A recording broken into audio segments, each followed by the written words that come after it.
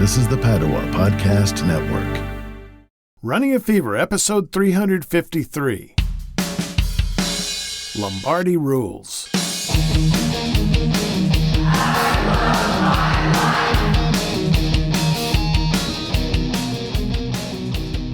Kat is very interested because she hasn't seen me do this in a while. Indoors.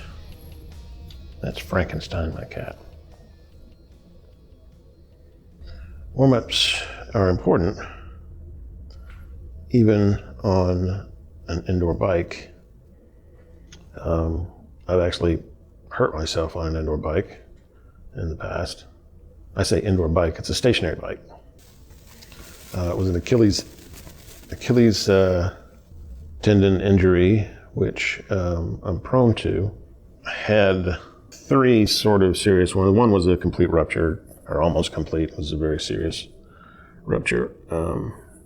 One of them was actually on this bike. It wasn't the big bad one, but the big bad one was not even during exercise at all.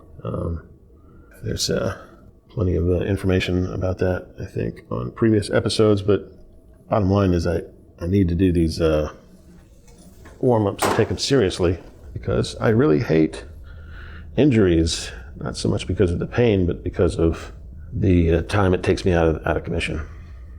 Almost finished here.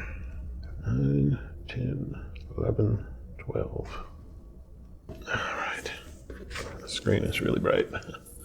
I'm just going to use my phone timer, and we're going to go for 20 minutes today. So why am I doing this? Well, I'm a coward. It's freezing outside, literally 32 degrees temperature, and just didn't want to do it. That's okay. I can get good exercise indoors. I need to do this more often anyway. I don't think I'm going to do the intermittent interval training. Today I'm just going to try to get 20 minutes of good solid body movement in. And so I'm on my Schwinn stationary bike in the largest room in my house, I think. Pretty sure it is. It's right in the middle of my house. I have this extra room. I'm going to eventually move the exercise bike and possibly my teeter inversion table into a previously used as a guest room / work office. I say work office because it's for my day job, and use this primarily as a video and band rehearsal space.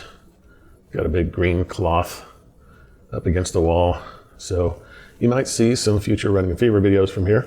It's very possible. And you've already seen some, actually. I've done a number of videos from here. Go check out YouTube, and you'll see me standing in a room with a bunch of red light behind me, and that's where I am. So welcome to Running a Fever. It's a podcast about fitness, diet, and medicine.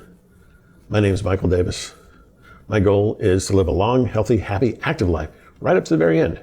I just want to love my life, and I want to love it enough that I can live as long as possible, do everything I need to do that. So if that's your goal as well, then you're in the right place. I will provide you with information and mostly just experience in my journey across the vast time of a health journey. That's what I'm doing. I'm on my health journey. Today I'm doing something good with it. I'm helping my body become more healthy, my heart, my legs, just by moving around. Motion is the key.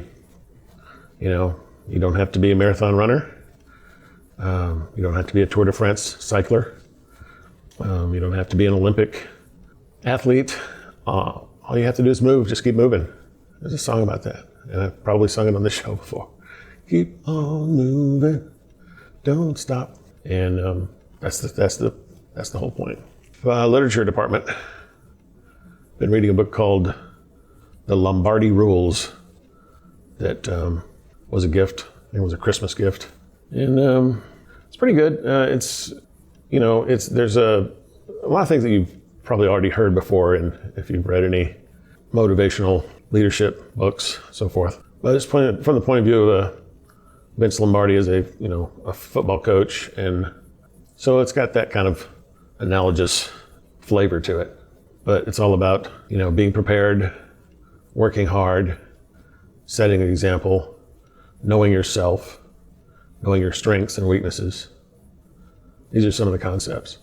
It's a very short book. Each chapter is about a page and a half, 26 chapters, and there's a couple of other chapters that are more general, conclusion and opening, that sort of thing. And there's also a picture in between each chapter, so there's a lot of non-word space in the book. I think I'm most of the way through it. It's like 70 pages, probably 100 pages or so long. So anyway, good book. It, anytime you read something that you've read before or something you're already familiar with, kind of reinforces it. And there are some things that are, you can know truth. It's a human thing, being able to recognize truth, I think. And while we all do it to a greater or lesser degree, or just a different degree, if you want to put it that way. I don't want to get too much into philosophy today, but it helps to reinforce it. So, it helped me to see, you got to actually do the work. You have to do the work. Thinking about being in shape is not going to help me. It does help me in terms of what's my goal.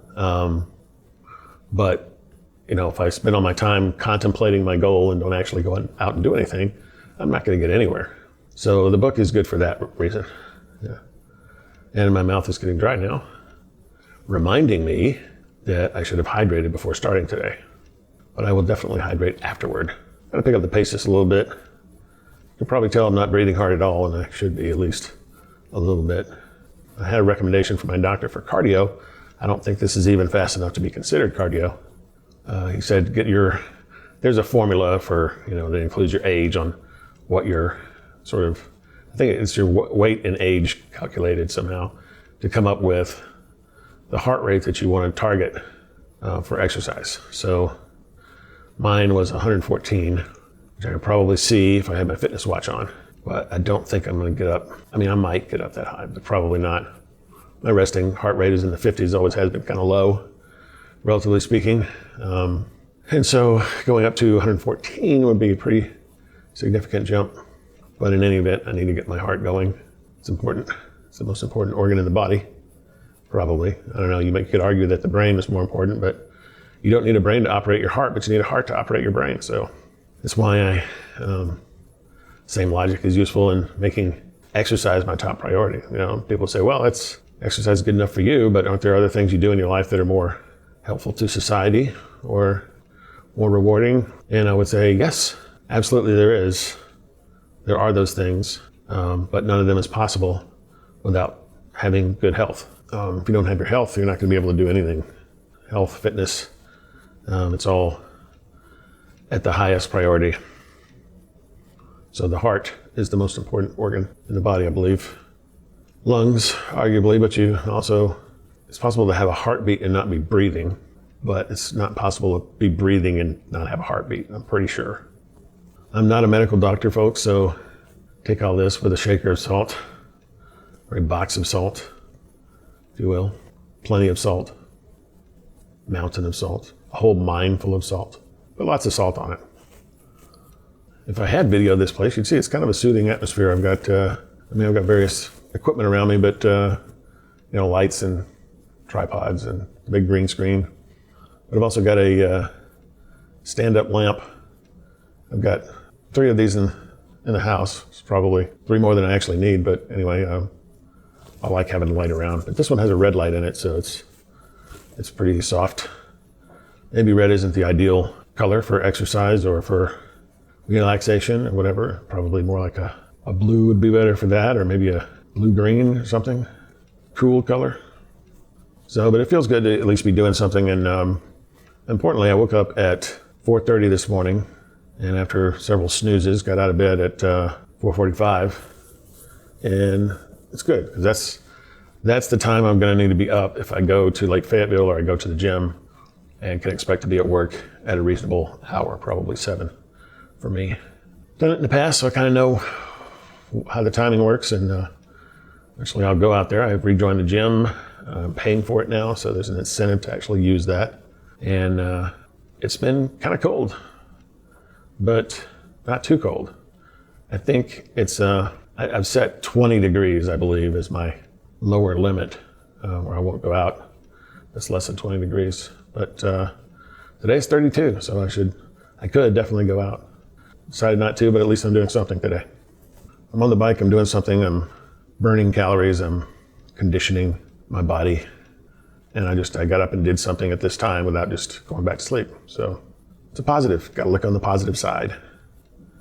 Confidence was another one of Lombardi's rules, is to play the game with confidence. And build confidence by preparation for one thing, being very prepared and knowing your plays and being able to execute them after running them many times in practice is basically what it is.